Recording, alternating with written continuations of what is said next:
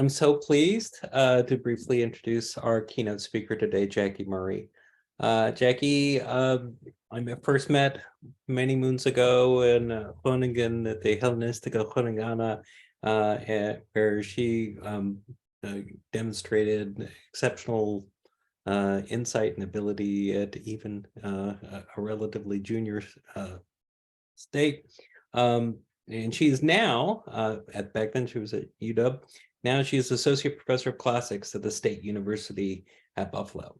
Her research areas are Hellenistic and Latin poetry, race and ethnicity and antiquity, and Black classicisms, especially the reception of classics in African American and Afro-Caribbean literature. She's currently working on 2 monographs, one on Apollonius's Argonautica and the other on race in Greek and Roman epic. With Rebecca Fudo Kennedy, Jackie is writing a textbook, Understanding Race and Antiquity, and with David Kaufman, The Idea and Image of Slavery in Plato's Dialogues. She's editing the Cambridge Companion to Race and Classics with Elena Giusti and Rosa Andujar.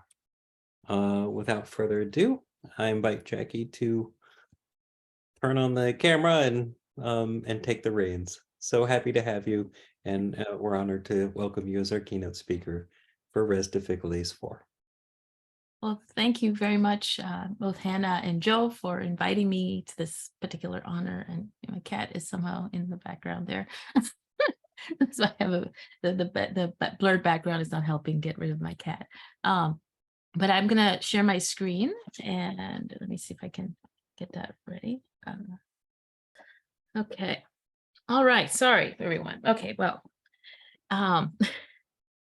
so this paper will explore the relationship between race and slavery and tyranny in Plato's Republic. It's very preliminary right now. I'm going to be putting forward some of the ideas that my co-conspirator / author, next door neighbor, are working on, David Kaufman, and we're exploring both in our book on the idea and image of slavery in Plato's Dialogues, and in our chapter on Plato's Republic in a volume on, and Plato's Republic and the Origins of Slavery in a volume for that's coming out on Ancient Greek Philosophy, Race and Ethnicity, edited by John Proyas and Patricia Marshall. And then also, I'm going to be drawing on David's chapter on race and racecraft in Aristotle and Plato for the Cambridge Companion to Classics that I have access to, because I am editing it with Rosa Andujar and Elena Giusti. And so, so this is to say then the feedback, I'm more interested in the feedback that I get in this forum here, Res Difficulties, where people are interested in tackling difficult subjects. And it's going to go a long way to helping us with these projects. So first, I'm going to go with the overview of the topic, or what I'm going to try to get through. This is the pathway. So as I said, the paper is going to explore this relationship between race, slavery, and tyranny in Plato's Republic, as it's reflected, and we're going to be focusing on how it's reflected in the transformation of the just polis, that is the Kallipolis, the beautiful city, to the unjust polis that are that become the devolution outlined in books 8 and 9. So in descending, or they devolve in descending order of remoteness from the Kallipolis, from the timocracy, the oligarchy, the democracy, and then the tyranny. And we're focused primarily on the political aspects as opposed to the psychological aspects of Plato's discussion, though it's going to become relevant, especially in our argument for why we see that the Kallipolis doesn't have slavery.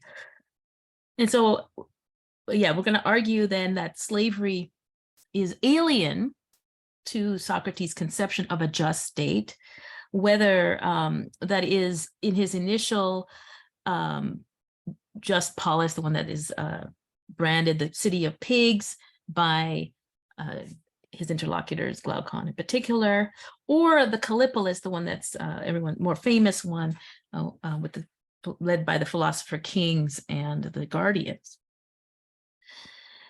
Slavery, that is its presence in the polity, in a polity, we're contending as far as the Republic is concerned, reflects a foundation on injustice and the unleashing of a kind of freedom that we're going to talk a little bit about that makes the polity susceptible then to tyranny.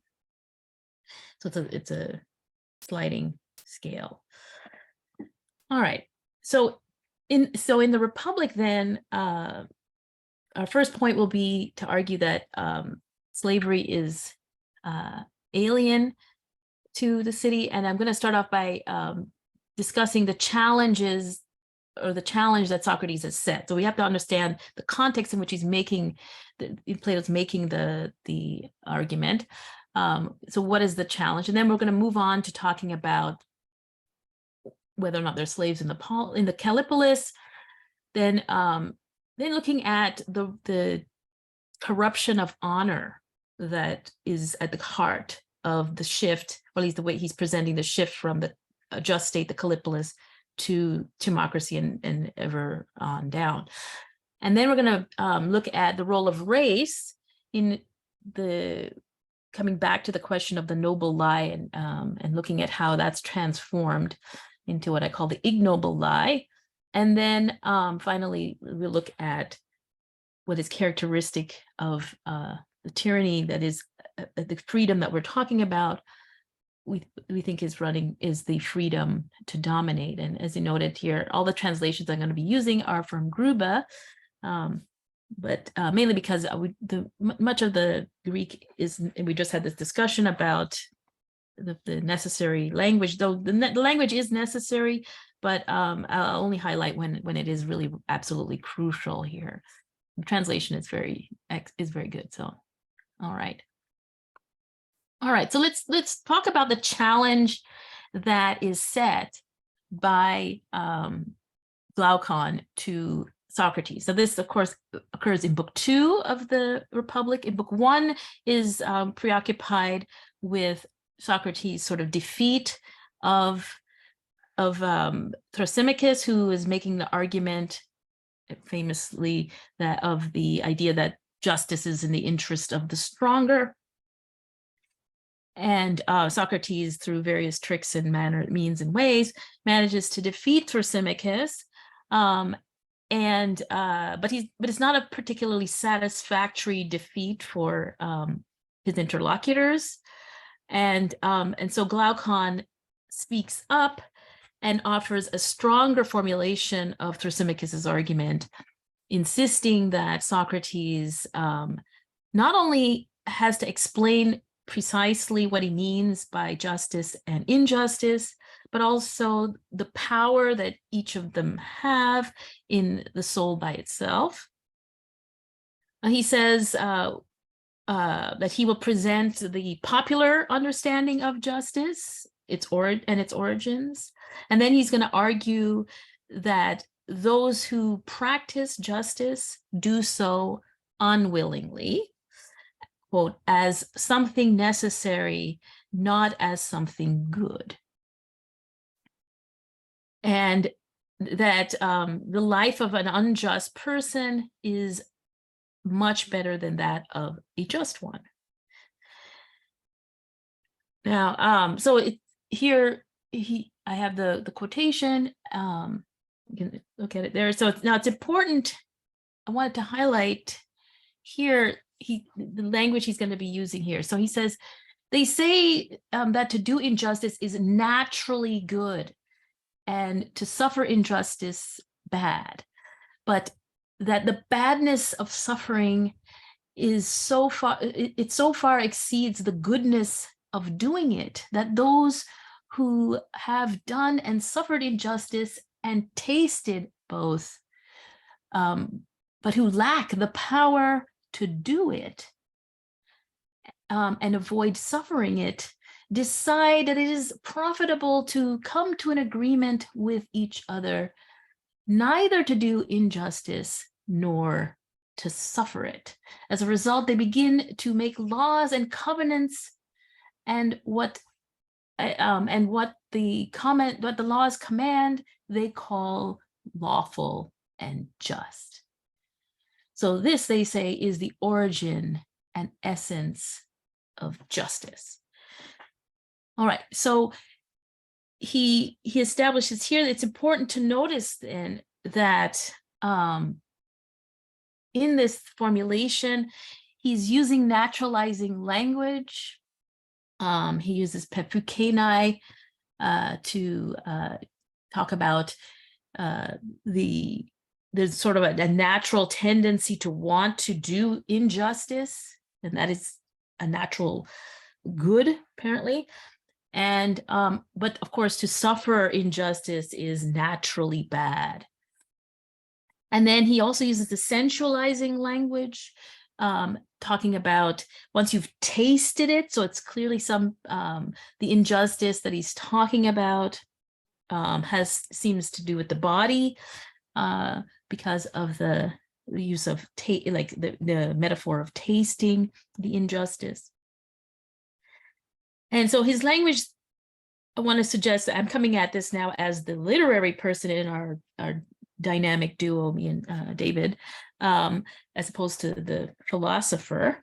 So I want to focus on this language of naturalization and sensuality signals, I think, to Socrates or Plato, but Socrates, the kind of argument that he's going to have to build in order to convince a person like Glaucon, who sees things in this sort of naturalistic terms. So he has to come up with an argument that's going to be rooted in concepts of nature, and nature being a physical thing. Okay, so like those arguments that go, and I'm going to sort of like my comparison is like to those arguments that go back in like, I don't know, it's where they talk about, and hunter-gatherers did this as sort of like an etiology for what's happening today in Rwanda or something like that. So this tendency to go back to some sort of originary idea that explains why it's natural is kind of what he's sort of signaling here, I would suggest. So Glaucon's point is that people are naturally inclined to dominate others, though. This is, I think, a crucial point. So we're naturally inclined to want to do injustice, i.e. to dominate others, you step over boundaries of other people, and only check ourselves when it is to our disadvantage, i.e. we could ourselves be the victims of injustice, or we can't, and also not be able to do anything about it, right? So in other words, there is a natural tendency to want to dominate without consequences. And this, I'm going to suggest, is at the root of the kind of freedom that goes hand in hand with enslaving others. All right, so Glaucon uses the story then of Gyges, the invisible ring, or Gyges' ancestor in the visible ring, to illustrate his argument. So the freedom, which is exousia here in the Greek, that I mentioned would be most easily realized if both people had the power they say the ancestor of Gyges of Lydia possessed. The story goes that he was a shepherd. People who have read my stuff know that I'm going to have to say something about this. As a shepherd in the service of the ruler of Lydia. There was a violent thunderstorm and an earthquake broke open the ground and created a chasm at the place where he was tending his sheep. Seeing this, he was filled with amazement and went down into it. And there, in addition to many other wonders, wonder what they were, like I'm always sort of excited about, well, what else did he see down there? But okay, other wonders of which we are told he saw a hollow bronze horse, and there were window-like openings in it, and peeping in, he saw a corpse which seemed to be of more than human size, wearing nothing but a gold ring on its finger. So he took the ring and came out of the chasm. And he wore the ring at the usual monthly meeting that reported to the king on the state of the flocks.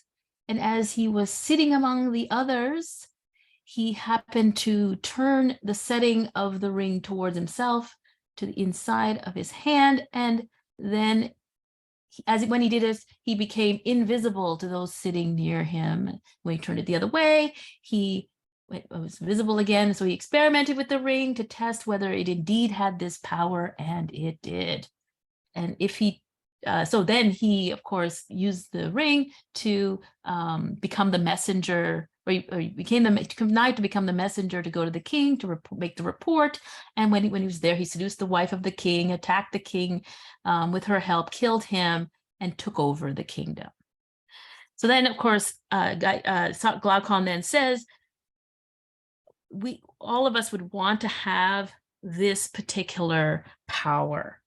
And so Socrates is going to have to show how would the just person resist the power, the corrupting power, one might say, of the this kind of invisibility, the ability to do injustice without consequence. Now, the story here, I think, also foreshadows the role that race and slavery, as well as democracy and tyranny, are going to play in the rest of the dialogue later on. So Gaiji's ancestor, as I said, started off as an enslaved person to the king. He's a shepherd. And as I alluded to, I've written about the one way in which one particular racialized group in Greek thought, I would argue, that stems with the discourse of monstrosity in the Odyssey, around the Cyclops and Lystragonians, etc., is the shepherd, right? So so here you have a racialized person in the immediate context, who is going to overthrow the king. Now, they are all, as slaves to the king. It's also another interesting aspect of it that sort of is foreshadowing, is the idea that there is some kind of democratic setup where they're in an assembly, and they're going to be discussing what they're going to report to the king. So there's some kind of assembling of that. So there's that, and then Glaucon, I think the story it sort of reveals the latent fear that all enslavers have, that is to be overthrown by those they have enslaved. So the shepherd, who then sneaks in, seduces the king's wife, kills him, and takes over the kingdom, is a story that I think echoes the fears of this slaveholding democracy that Glaucon, Plato, Socrates are all part of here.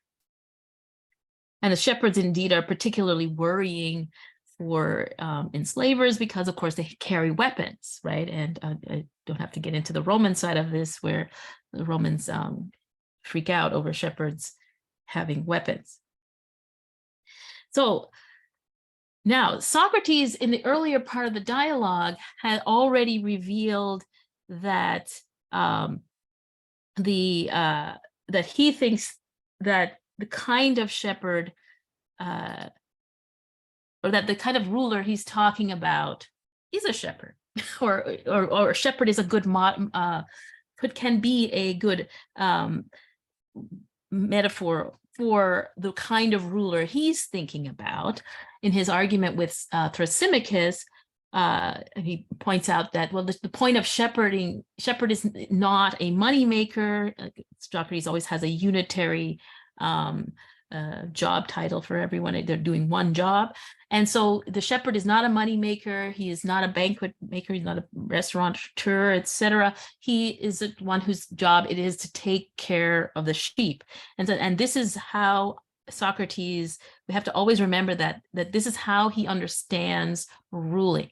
Ruling is not going to be, of course, in the interest of the individual ruler, but it is a way of taking care of the whole polity. All of the members of the polity are taken care of for the interest of everyone and not the interests of the individual. And so, okay, so now let's move on to the next point I want to make, which is, okay, slaves in the Callipolis.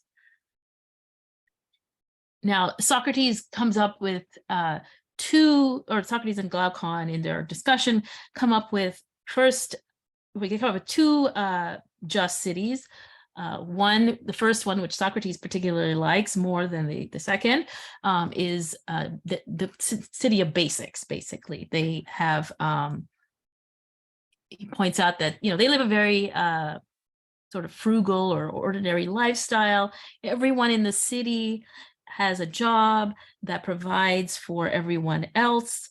And there's nobody's doing more than one job, and there's no frills here. But Socrates seems to be okay with it. Glaucon, however, is particularly distasteful of this. He says this would be the city, and then Glaucon says, well, if we were founding a city of pigs, Socrates, he replied, wouldn't you fatten them on wouldn't you fatten them on the same diet? Right. So he said, okay, fine, Glaucon. I guess what you really want is us to found a luxurious city. Glaucon complains that there's no dancing girls, no spices, and all these different delicacies, etc. So, of course, this means that we need many more occupations, including traders, the various kinds of builders of couches, of tables, etc. So it's this luxurious city that they create as the Callipolis, and they focus their attention in describing what the rulers of the Callipolis are going to be like. And I'm just going to fast forward to his summary of that in book 8, where he says, okay, well, Glaucon, we agree to the following. If the city is to achieve the height of good government, then wives must be in common, children and all their education must be in common, their way of life, whether in peace or war, must be in common. Their kings must be those among them who have proved to be best, both in philosophy and warfare. Of course, this seems extremely radical. But what he's getting at is that, well, we have to destroy the concept of the individual family and have everyone in the community recognize each other as a single family. That's a check he's putting in play in this society to that because of the desire to have a luxurious city that Glaucon wants. He also needs to put checks in now to prevent certain features or certain aspects that are going to lead to injustice to appear. And one of these would be a sense of individual family. So then you'd be working for your own family as opposed to the group. A sense of private property, of course, everybody is going to share everything in common. Everyone is going to be educated the same way. That everyone is supposed to have a sort of focus on the whole. And another feature, of course, that they bring in is as a check on the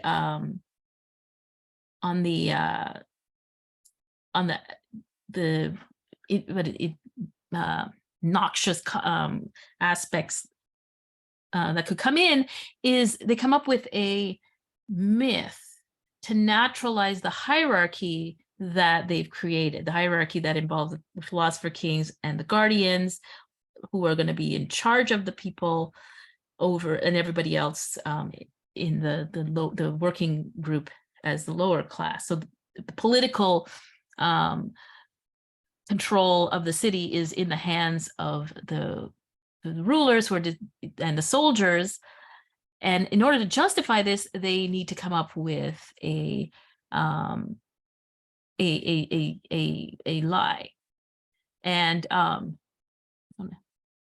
yeah, and so we tell them that everyone has been born in the earth, and it's probably the most famous part of the Republic, and that they're of different metals. We borrow from the Hesiod's myth of the metals, and we have the philosopher kings, or as the gold race or gold stream of the metals.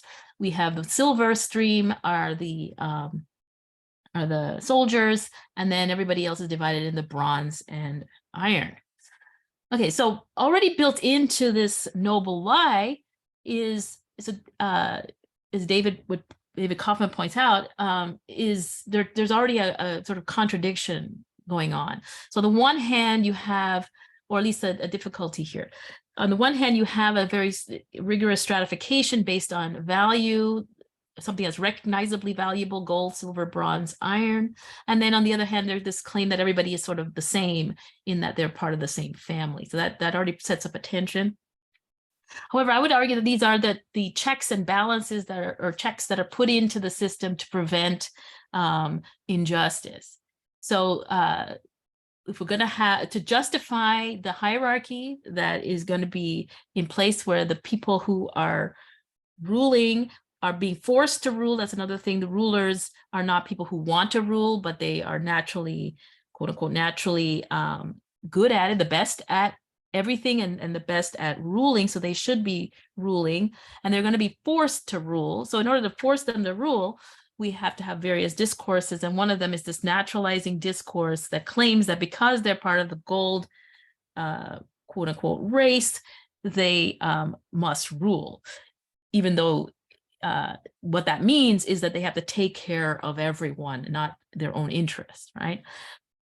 So so that's one point there, and that also sets up a rigid system where you can't really move people around. There's no social mobility in this the system, because the idea is that the ones who are ruling are supposed to be there, and that they're the only ones who can be there. So that's part of the noble lie. And the other part of the noble lie is the idea that they're all one family, that they're all from the earth, they're all part of the same family, which then means that they should have familial feeling toward one another. They see even the working class people in the polity, they see them as their family. So one way of thinking about the hierarchy as sort of a benign hierarchy is sort of like the hierarchy of an actual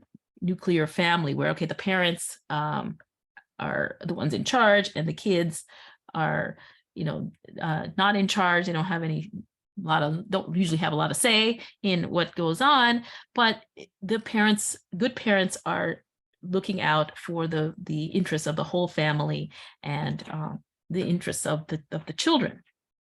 So there isn't anything that necessarily pernicious on the surface, or at the beginning, when he goes into the noble lie. And so I would talk about it more as a proto-racist setup that will then become a dangerous racist system once things devolve.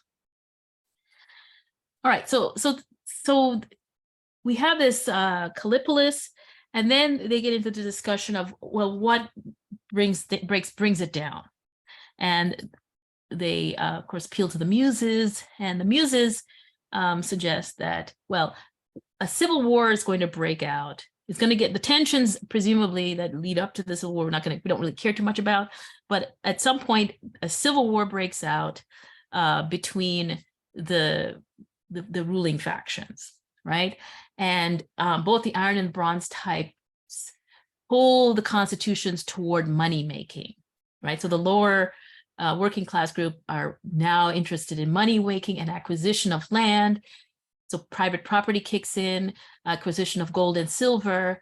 And so the lower classes start to understand, I would argue, start to understand honor in terms of money and in terms of possessions, right? And then this infiltrates to a certain extent the ruling class. And once the Civil War breaks out, they redistribute land and houses as private property now among the ruling class, and they enslave and hold as serfs and servants those they previously guarded as free friends and providers of upkeep, and occupy themselves with war and guarding against those they have enslaved. So notice already, like immediately in this, now the first level of the unjust state, the timocracy, we pretty much a police state. We have the guardians are now engaged in going to war, soldiers, but also to police the people, the worker people in the state.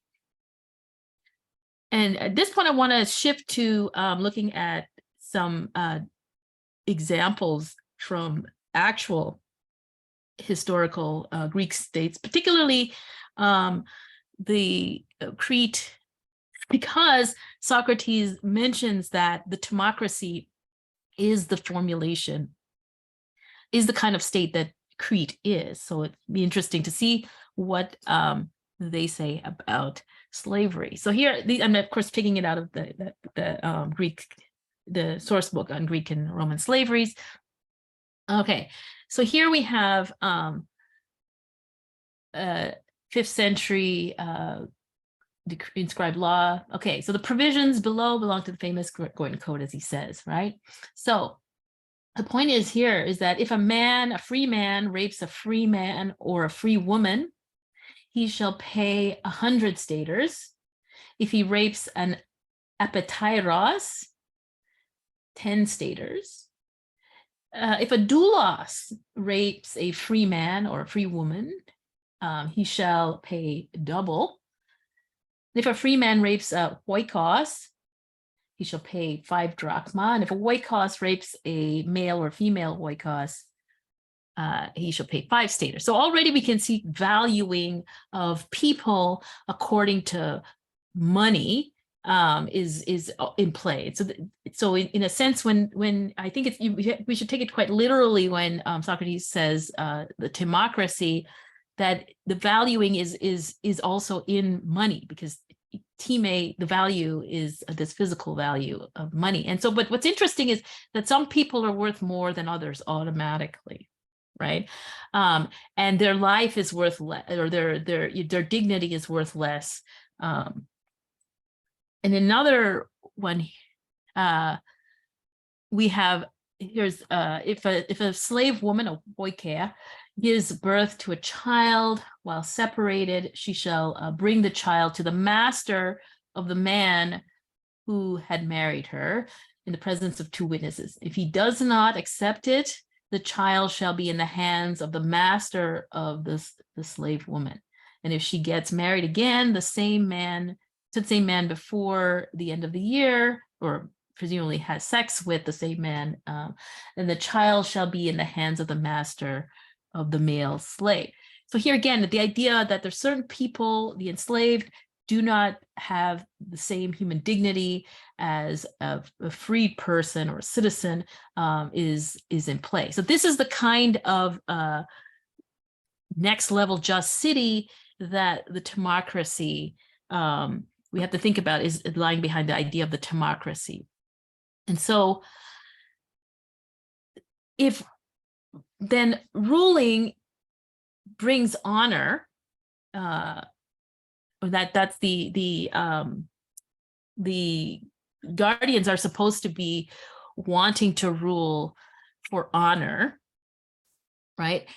But the idea of honor that Socrates has in mind is the honor of, having an orderly city, having the praise of keeping people safe and all of that. But once we have devolved into democracy, now honor becomes money, right? Your value is in terms of your money. So the rulers so he says rulers will be respected. The fighting class will be prevented from taking part in, so we'll have to build in laws where we prevent them now from farming, manual labor, and other ways of making money. And it will, they will eat communally and devote themselves to physical training. And in all such ways, wouldn't that be constituted, they won't be constituted like the, won't this be constituted like the aristocratic one? So the first, the Callipolis, they didn't have to be forced, they were educated into accepting their status. Now, because of this pressure from below to value wealth and possessions, they now have to be prevented from this. And they also will have a different attitude about what rulership is. And this is important too. They're no longer interested in rulers who are wise, on the grounds that they're no longer simple and earnest, but they're now mixed, right? And they'll incline towards people who are spirited, i.e. people who are, like themselves, and simpler people, more naturally, that are suited to war. So it's more warlike society. Again, Sparta and Crete as the models make sense. And it will value the tricks and stratagems of war instead of the things that and spend all the time making war, right? And now the making of war here is really important because part of the drive to make war is to increase wealth, right? Prior to this, again, the only way the guardians would only get engaged in war in defense of their community, right? Here, the idea is because everyone is competing now for top honors, i.e. top indicators of honors, then that means more and more land needs to be acquired, more and more wealth needs to be accumulated, and that's what's driving the war. And part of that wealth is going to be enslaved people. And he says, so such people will desire money just as those in oligarchies do, passionately adoring gold and silver in secret, because it's not allowed. And they will possess private treasuries and storehouses where they can keep it hidden, and have houses to enclose them in private nests where they can spend lavishly on their women or on anyone else they wish.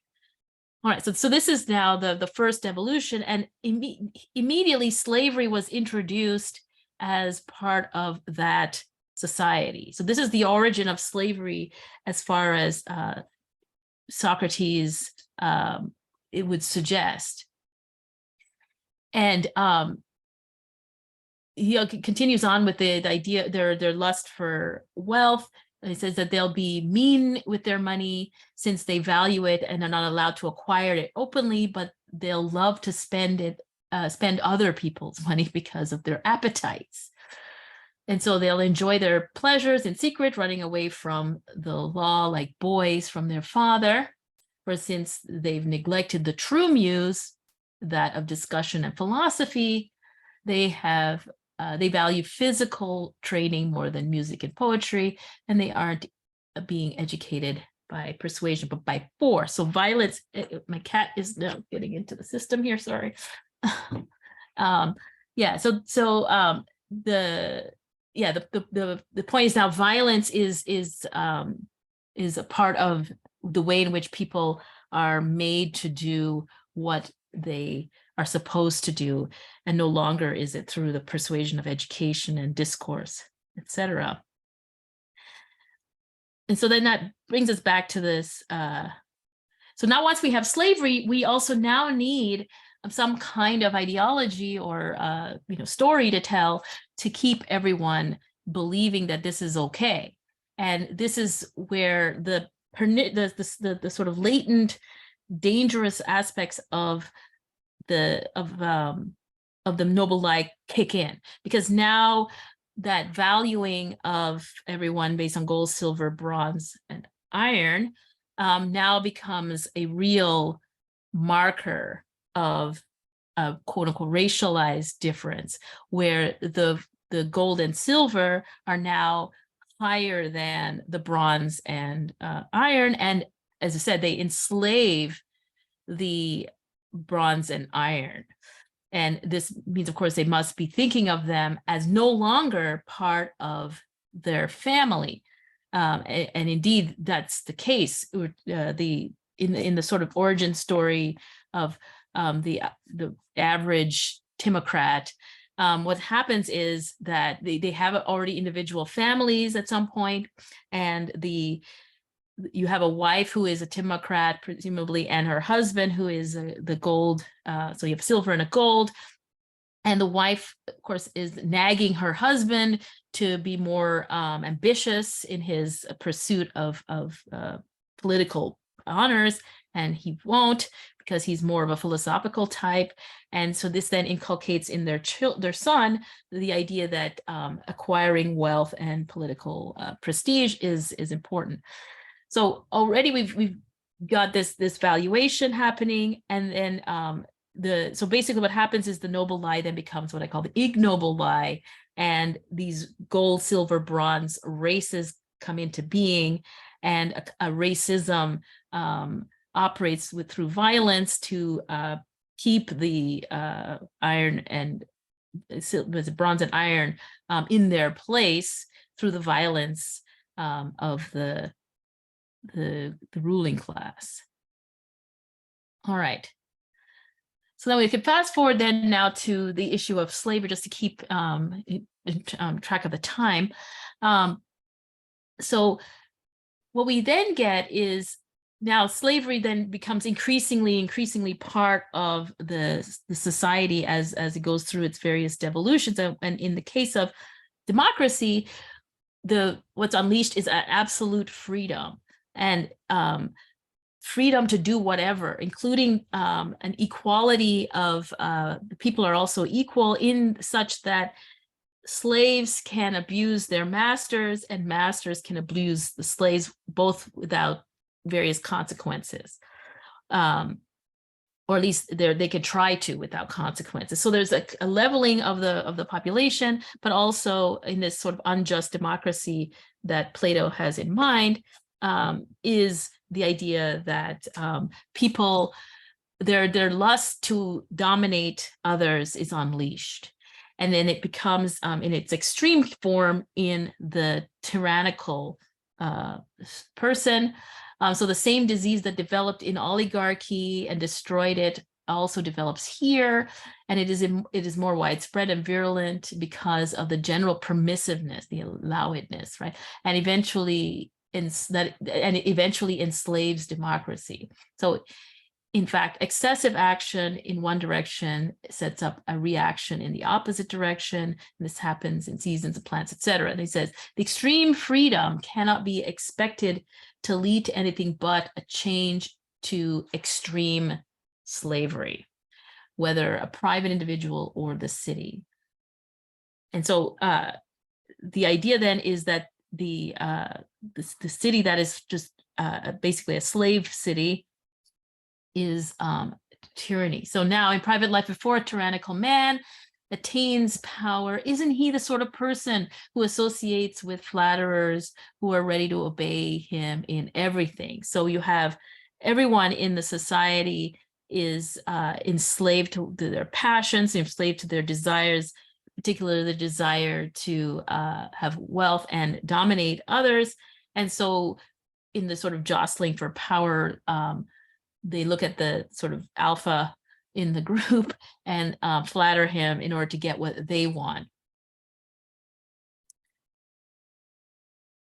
All right, so this is then they move into their issue of, well, is this guy happier than the just person, the one who can dominate others? Well, it turns out he can't be, according to them, because he too has to worry about everyone else being free to dominate or try to dominate him, and he too will be compelled to fawn over those people who he enslaves, to keep them on side with him. But interesting here to reinforce the argument that the Callipolis, or that there is a concept of a city cities don't have to have slaves is here when he says, well, it's going to get worse if he's if a god were to settle many neighbors around him who don't tolerate anyone to claim that he is the master of another, and who inflict the worst punishments on anyone caught doing it. So in other words, the worst case scenario for the tyrannical or the slave state or the tyrannical person is to be surrounded by states that are against slavery, that are and that have the violent means of punishing those who violate that law. So that he says, isn't it kind of like a prison then that the tyrant ends up in? And so what's interesting is the reference to like him, the tyrant being confined by his by the inability to act as freely as he would like because of being surrounded by those who won't tolerate slavery. It's like a woman who is confined in Athenian society too. All right. And then to sort of point out, then we have, so he says that then we can't confidently assert that those desires of even the money-loving and honor-loving parts that follow knowledge and argument and pursue with their help those pleasures that reason approves will attain the truest pleasures possible for them, because they follow truth, and the ones that are most of their own, indeed, what is the best for each is most its own. So in other words, the true ruler, the true city will follow what is appropriate to it. They're going to have honor, will be true honor, that is the honor of having a well-ordered city, and money loving can't have any place in that. So you won't have these aspects that of division, etc.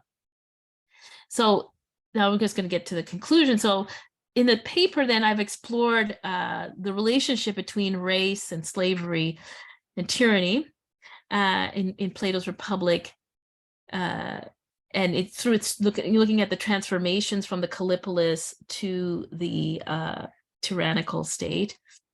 And I argued that in the Republic, slavery is alien to Plato's or Socrates' concept of a just state. And in its presence, as I said, that the idea, the foundation, the unjust state is founded on the presence of slavery is a sign. The presence of slavery is a sign that this city is founded on injustice.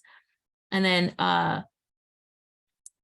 and so ultimately, then, in a slave state, then tyranny is a propensity and a final stage of its collapse, and it emerges then out of an unjust democratic polis where ruling is equated with domination, where honor is included with wealth, and in the absence of a stable hierarchy, the ability to exercise one's freedom to dominate others becomes a false signifier of honor. Okay, so I will stop there, and I can take all kinds of critiques and questions.